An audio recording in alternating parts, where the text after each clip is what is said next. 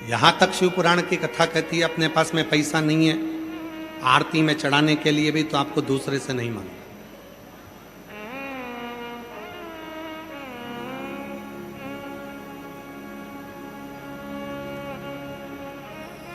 नहीं है धन आपके पास में, मत हो। बाप के घर पर आए हो, शिव पुराण की कथा सुनने के लिए आए हो, दूसरे से मांग कर कुछ नहीं समर्पित करना। भोलेनाथ जी से प्रार्थना करना, अगली बार जब बलिया में शिव महापुराण की कथा हो तो तुम मुझे इतना देना कि मैं दोनों हाथों से खूब लुटा सकूं, खूब प्रदान, हमें ज्यादा नहीं।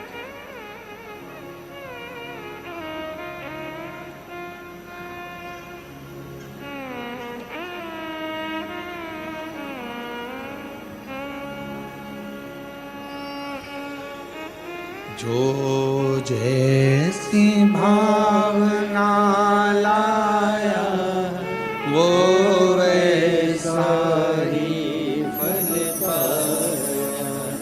जो जैसी भावना लाया वो वैसा ही फल पाया।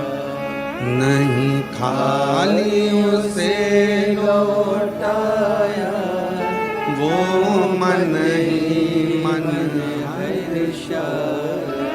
और कर दिया माला माल काशी वाले ने, लुटा दिया भंडार काशी वाले ने, लुटा दिया भंडार काशी वाले ने, लुटा दिया भंडार। बोलो बोलो बोलो वाले ने, और कर दिया माला माल काशी वाले ने, लुटा दिया भंडार काशी वाले। किसी से नहीं मांगना, उसके पास आए हो उससे प्रार्थना करो।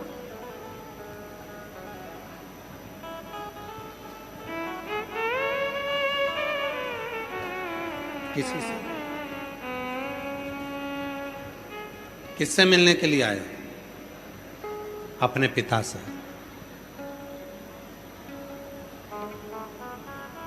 किससे बात करने के लिए आए हो? अपने पिता से।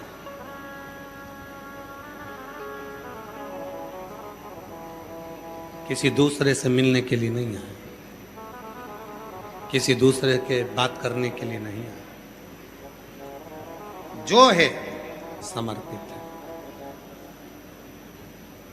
जो कुछ भी है सब हमारा कुछ भी।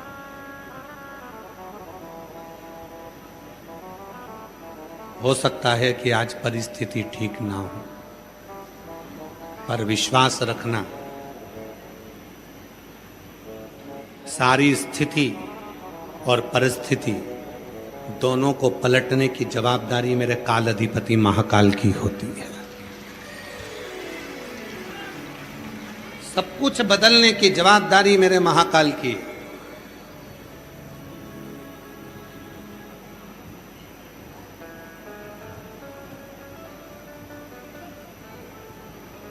हर चीज की जवाबदारी उसकी हो जाए। कभी मत सोचो कि मेरे पास में कुछ भी नहीं है शिव जी को देने के लिए। जो है वो समर्पित। एक सुंदर कथा है, बड़ा सुंदर चरित्र आता है। एक शिव महापुराण का बड़ा सुंदर चरित्र है, दृष्टांत सागर का।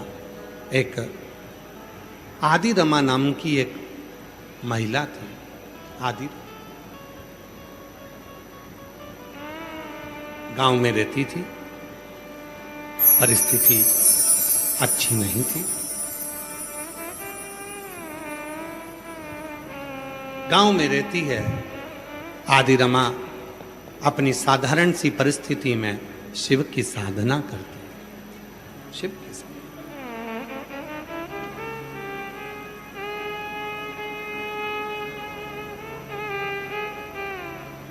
कितना सुंदर शिव पुराण में लिखा है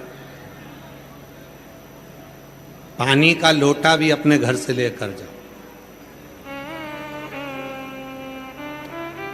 पानी भी अपने घर से लेकर जाओ। आप लोग हंसते होगे कि सीहोर वाला बाबा तो हर कुछ बोल देता है, पर हमने अपनी जीवन में जितनी भी कथा करी सब कथा में एक बात बोली, अपने घर से आना, अपने बिछाने का साथ में लाना, ओढ़ने का साथ लाना, छाता साथ लाना और पानी की कितनी बोतल? 2 बोतल साथ में। एक बोतल अपने लिए, अपने घर का दूसरी बोतल का पानी साथ में लेकर आना, अपने आसपास में अपनी अड़ोसन पड़ोसन पीछे वाली धड़ोसन जो कोई बैठी है उसको थोड़ा सा पानी मुख झूठा कराना। क्यों? जब हम अपने घर का जल, जो भक्त कथा सुनने आया है वो भक्त नहीं स्वयं महादेव है, उसको जल दे देते हैं तो हमारे जीवन की आदि व्याधियां वैसे ही समाप्त हो।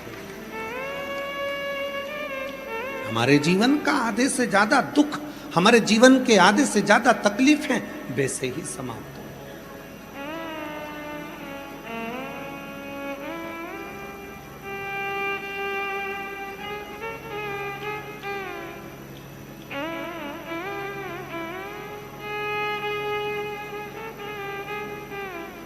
हमको देवघर की कथा याद आ रही है।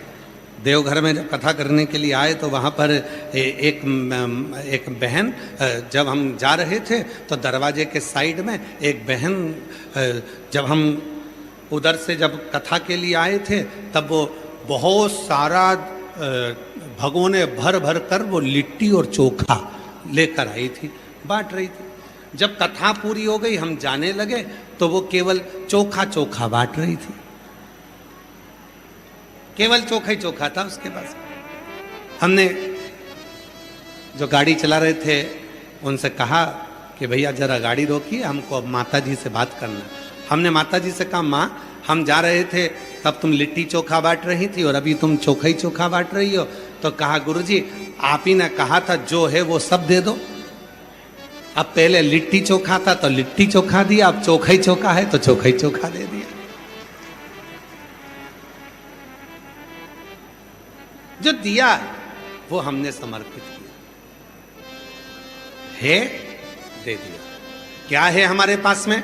हमारे घर से लाया हुआ 2 बोतल पानी, एक मेरे लिए एक दूसरे के लिए। जब शंकर भगवान को सबसे ज्यादा प्रिय 1 लोटा जल जो माँ पार्वती जी ने शिव जी को चढ़ाया, माँ उमा ने महेश को चढ़ाया, भगवान श्री महेश को समर्पित करा, जो माता सती ने शंकर भगवान को दिया, जो माता कात्यायनी ने, कुष्मांडा ने, स्कंदा ने, माँ जगतजननी ने भगवान शिव को दिया, वो 1 लोटा जल जिसके लिए भगवान शंकर पार्वती से कहते हैं, पार्वती संसार सागर में जितने मेरे शिवलिंग हैं, संसार सागर के भूमंडल पर जितने मेरे ज्योतिर्लिंग हैं, संसार सागर के जितने भूमंडल पर मेरे शिवलिंग विराजमान हैं, अगर संसार का मनुष्य मुझे कुछ नहीं दे सकता, एक बूंद अपने घर से लाए हुए जल की भी समर्पित कर देता है तो वो मुझे ही प्राप्त कर लेता है। मुझे वो अपना लगता है,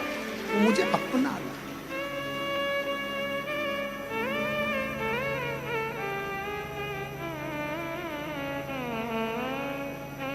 वो मुझे अपना लगता है।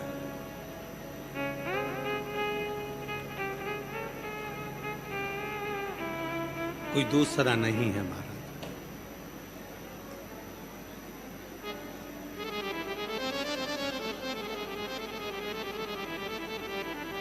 आदि रमा शिव जी की परम भगत थी। धन नहीं है उसके पास, संपदा नहीं है उसके पास, मत होने दो। गांव में रहती है, शिव जी की पूजन करती है, घर से चलती है, 1 लोटा जल लेकर जाती है, शंकर को समर्पित करती है। गांव की जितनी भी नारियां थी सब पैसे वाली धनपति थी, सबके पास में वैभव था।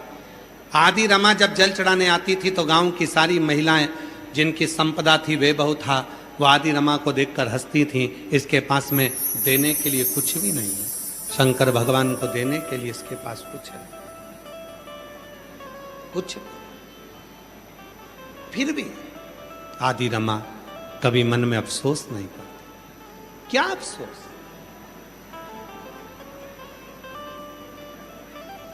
दो सुख होते हैं, दो तरह के सुख होते हैं। एक मन का सुख होता है, एक धन का सुख होता है।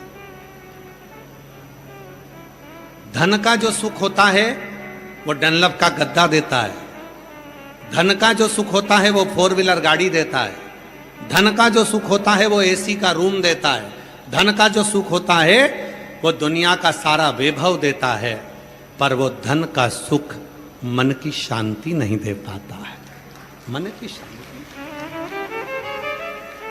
मेरी कई माताएं बैठी हैं, कई जीजियां बैठी हैं, कई जीजा बैठे हैं, कई बुजुर्ग माता पिता बैठे हैं।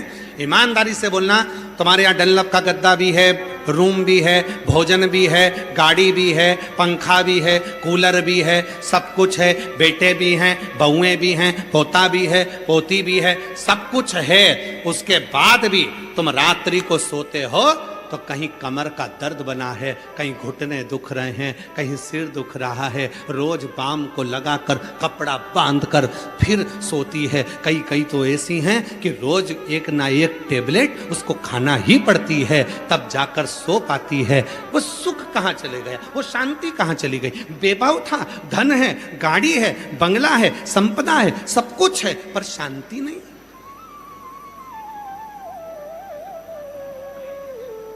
दो तरह के सुख हैं, एक धन का सुख, एक मन का सुख। धन का सुख गाड़ी ला देगा, धन का सुख तुम्हें शॉपिंग मॉल तक पहुंचा देगा, धन का सुख तुम्हें टाकीज में पहुंचा देगा, धन का सुख तुम्हें थिएटर तक पहुंचा देगा, धन का सुख तुम्हें गोवा तक पहुंचा देगा, धन का सुख तुम्हें घूमने फिराने पहुंचा देगा, धन का सुख तुम्हें चाउमीन, भेल, जो तुम खाना चाहो सब खिला देगा।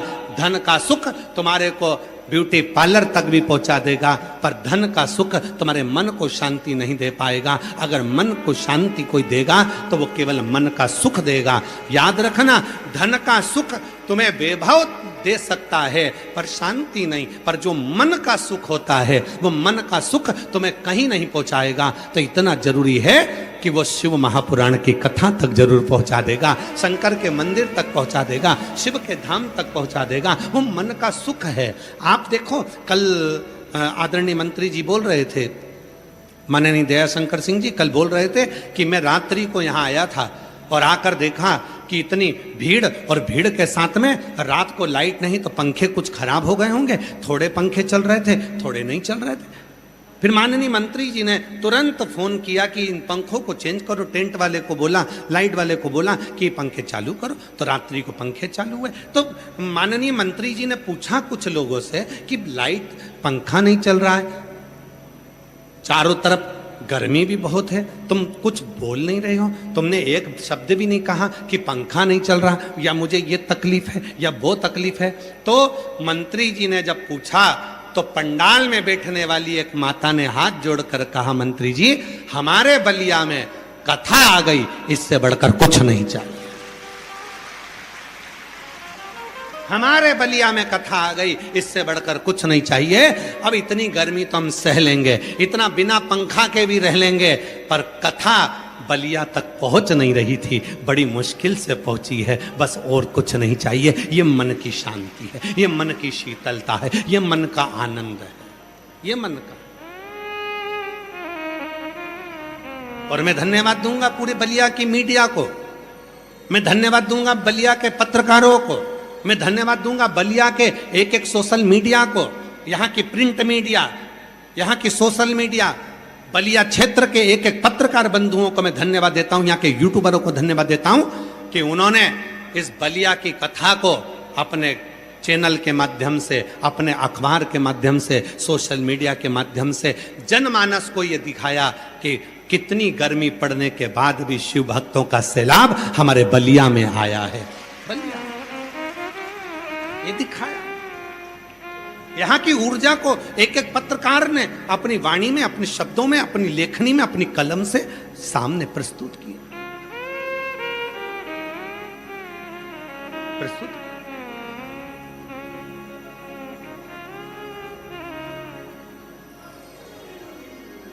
एक धन का सुख होता है, एक मन का सुख होता है। धन का सुख तुम्हें शॉपिंग मॉल तक ले जा सकता है, धन का सुख तुम्हें घुमाने फिराने ले जा सकता है, पर मन का जो सुख होगा ना, आप में से कई माताएं ऐसी होंगी जिनके घर के बच्चों ने मना करा होगा, इतनी गर्मी में मत जाओ, बहुत दूर है, इतना दूर जाके क्या करोगे, बलिया में कहाँ जाओगे, स्टेशन पे उतर के वहां से कहाँ जाओगे, क्या करोगे, इतनी भीड़ होगी, गाड़ी 1 किलोमीटर 2 किलोमीटर दूर खड़ी हो जाएगी, अंदर कोई जाने नहीं देगा, बैठने की जगह नहीं मिल पाएगी, अब कहाँ करोगे, क्या करोगे। घर के लोगों ने खूब समझाया होगा, मैं तुझे एक काम कर, मैं तुझे वहां घुमाने ले जाता हूं, मैं तुझे वहां घुमाने ले जाता हूं, पर घर की कई माताओं ने कहा होगा मुझे कहीं नहीं जाना, मुझे तो बलिया जाना है शिव पुराण की कथा सुनने, मुझे कहीं, मुझे नहीं जाना।